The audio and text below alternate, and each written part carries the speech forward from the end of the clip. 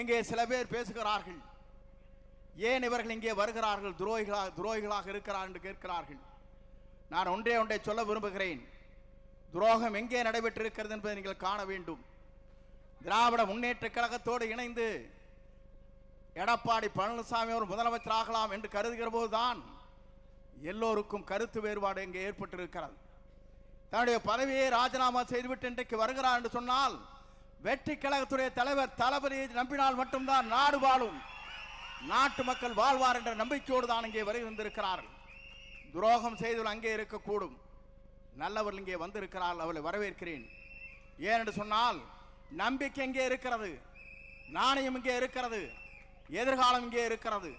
தமிழ்நாட்டு மக்கள் அதிகமாக வாக்களித்து வெற்றி பெற்றிருக்கிற ஒரு இயக்கத்தை நீங்கள் எண்ணி பார்க்க வேண்டும்.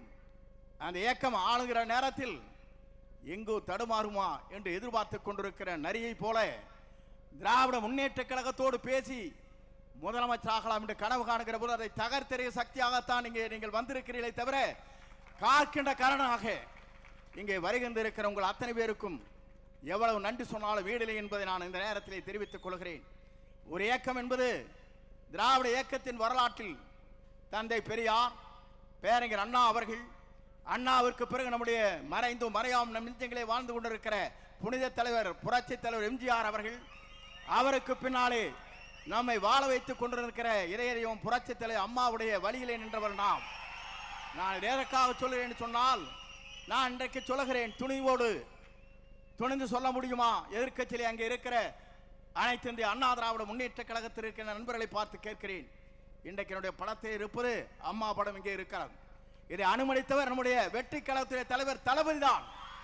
நான் எதற்காக சொல்கிறேன் சொன்னால், என்னை அழைத்தார், நீங்கள் அம்மா படத்தை வைத்துக் கொள்ளுங்கள், அப்போதுதான் எனக்கு மகிழ்ச்சி அளிக்கும் என்று சொன்ன ஒரே தலைவர் வெற்றி கழகத்துடைய தலைவர்.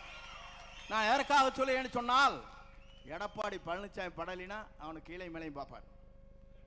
நான் பார்த்தேன். நான் இன்றைக்கு சொல்லுகிறேன், நான் எதற்காக இங்கே இந்த இயக்கத்திலே தூக்கி எறியப்பட்ட நேரத்தில் என்னை தாங்கி பிடித்த இன்றைக்கு வருவாய்த்துறை அமைச்சராக ஆக்கிய வரலாறு இந்திய துணைக்கண்டத்தின் வரலாற்றில் நம்முடைய தலைவரை தவிர யாருக்கும் இல்லை.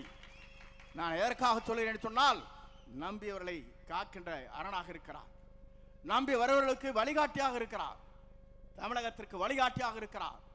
இந்திய துணைக்கண்டமே வியக்கத்தக்க அளவிற்கு ஒரு ஆற்றல் மிக்க சக்தியாக தமிழகத்தை பயணம் வந்து கொண்டிருக்கிறார். நான் எதற்காக இதை சொல்லுகிறேன் சொன்னால், நான் எல்லா தலைவரும் பார்த்து விட்டு வந்திருக்கிறேன். புரட்சி தலைவரோடு பயணத்தை மேற்கொண்டேன், அம்மாவோடு பயணத்தை மேற்கொண்டேன். இன்றைக்கு புரட்சி தலைவர் வெற்றி தலைவரோடு இன்றைக்கு பயணத்தை நான் மேற்கொண்டு வருகிறேன். ஏனென்று சொன்னால், நீங்கள் எல்லோரும் குமரி போனீர்கள். தேர்தல் முடிந்ததற்கு பிறகு ஒரு சதி திட்டம். நான் கேட்கிறேன், இந்திய நாட்டின் வரலாற்றில், தமிழகத்தின் வரலாற்றில் புரட்சி தலைவர் அம்மாவை 21 நாட்கள் ஜெயிலில் அடைத்ததோடு கூட்டணி வைக்கலாம் என்று சதிகாரர்கள் இருக்கிறார்களே, அதை தகர்த்தெறிய வேண்டுமா வேண்டாமா? தகர்த்தெறிய சக்தியாகத்தான் இன்றைக்கு இங்கே வந்திருக்கிற விஜயபாஸ்கர், டாக்டர் விஜயபாஸ்கர் ஆனந்தன் அவர்கள் இங்கே அவரோடு இணைந்திருக்கிறார். இங்கே இருக்கிற விஜய வளர்மதி அவர்கள், அதோடு சட்டமன்ற உறுப்பினர்கள் எல்லோரும் நினைத்தார். ஏன் நினைத்தார் என்று சொன்னால், துரோகம் இங்கே இல்லை, ஆனால் துரோகம் அங்கே இருக்கிறது. அதை அடையாளம் காட்டியவர் தான் இவர்கள். துரோகத்தை தகர்த்தெறிந்து விட்டு நல்ல தலைமையை ஏற்றுக்கொண்டு வந்திருக்கிறார். நல்ல தலைமை மட்டுமல்ல, இந்தியாவிற்காக வழிகாட்டியாக இருக்கிற தலைமை, இந்திய நாட்டின் வரலாற்றில் ஒரு தூய்மையான தலைமை, நேசிக்கின்ற தலைமை, வருகின்றவர்களை வரவேற்கிற தலைமை, அத்தனை பேரும் அரவணைக்கிற தலைமை நம்முடைய தமிழக வெற்றி கழகத்துடைய தலைவர் நிரந்தர முதலமைச்சர் வெற்றி தளபதியை தவிர யாராலும் முடியாது என்பதை நாம் பார்க்கிறோம். நேற்று கூட ஒரு கூட்டம் நடந்தது. ஒரு 50-60 பேர் வயசானில் வச்சுட்டு அங்கே மகளிர் அணி மாவட்ட கூட்டம். என்னையா மாவட்ட கூட்டம்? இங்கே ஆர்ப்பரித்திருக்கிற இனங்களை நாங்கள் பார்க்கிறோம். ஓடுகின்ற பாம்பை முதிக்கின்ற இளையவட்டாலும் இங்கே இருக்கிறது, அங்கே இருக்கிறவர்கள் தடுமாறி கொண்டிருக்கிறவர்கள் அங்கே இருந்தார்கள். நேற்றைய தினம் ஏதோ கூட்டம் நடத்தணும், நான் வாழ்க்கையிலே இருக்கணும், எதிர்க்கட்சியாகவே ஜாலியாக இருந்தார். அதையும் பிடிங்கி விட்டாச்சு மக்கள்.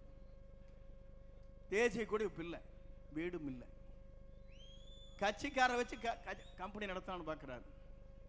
நான் இன்றைக்கு சொல்லுகிறேன், புரட்சி தலைவர் இருந்தது இயக்கம், புரட்சி தலைவர் அம்மா இருந்தது இயக்கம், எடப்பாடி பழனிசாமி ஒன்று இருக்குது கம்பெனி. மறந்து விடாதீர்கள், கார்பரேட் கம்பெனி. 10 பேர் அவருக்கு பின்னாலே நிற்கிறார். அந்த கம்பெனியிலிருந்து இன்றைக்கு வெளிவந்திருக்கிறார்கள் மனிதநேயத்தோடு இவர்கள். வரவேற்கிறேன், வாழ்த்துகிறேன்.